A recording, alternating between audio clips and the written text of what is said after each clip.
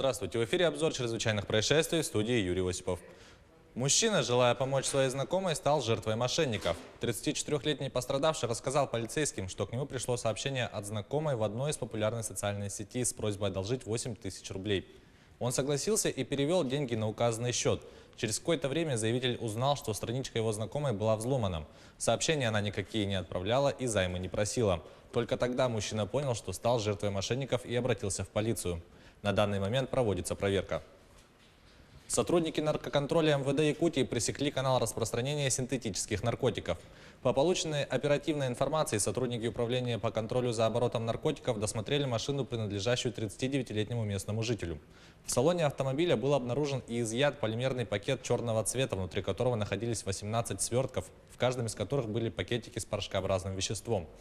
Также при обыске квартиры по месту проживания задержанного обнаружено и изъято 2 полимерных пакета с кристаллообразным веществом светлого цвета. Исследованием установлено, что вещество является наркотическим средством «Скорость» общей массой более 300 граммов. На черном рынке стоимость изъятого запрещенного вещества могла достигнуть около 2 миллионов рублей. Мужчине грозит лишение свободы на срок от 10 до 20 лет. В Якутске полицейские раскрыли кражу. Пострадавший заявил, что у него украли сотовый телефон и наушники. Общий ущерб он оценил в 15 тысяч рублей. Было установлено, что мужчина находился в здании городского автовокзала. Злоумышленник воспользовался тем, что мужчина был в нетрезвом виде и, притворившись его приятелем, похитил у него наушники и сотовый телефон.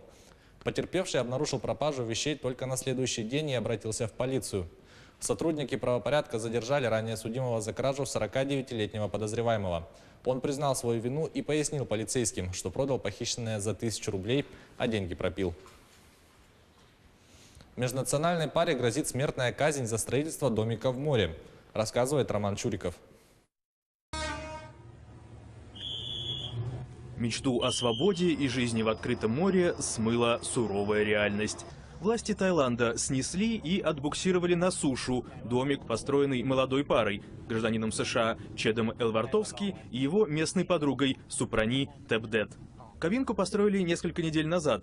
Элвартовский, либертарианец и торговец биткоинами, утверждал, что строение – лишь первый шаг к созданию свободного города в море, жители которого не будут подчиняться властям ни одной страны мира. Американец утверждал, что интерес к проекту проявили уже десятки людей. При этом, по его убеждению, дом находился в нейтральных водах.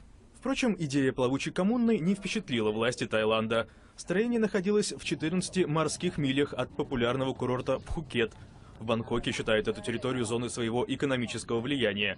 Элвартовские аннулировали таиландскую визу и обвинили его ни много ни мало в посягательстве на суверенитет королевства. А за это либертарианцу по местным законам может грозить смертная казнь. Впрочем, Чеду Элвартовски и его подруге удалось сбежать из своего дома до прибытия береговой охраны. Их местоположение неизвестно, но в соцсети американец написал следующее: «Охотиться за нами бесполезно. Именно из-за таких действий властей люди и мечтают о свободе и независимости и выбирают жизнь в океане». Мечты мечтами, но либертарианцу может грозить и еще одно обвинение – в покушении на жизни других людей. Домик никак не освещался, и у него отсутствовали сигнальные огни. Следовательно, с ним мог столкнуться танкер или круизный лайнер, говорят в береговой охране. Это была рубрика «Чрезвычайные происшествия». Берегите себя.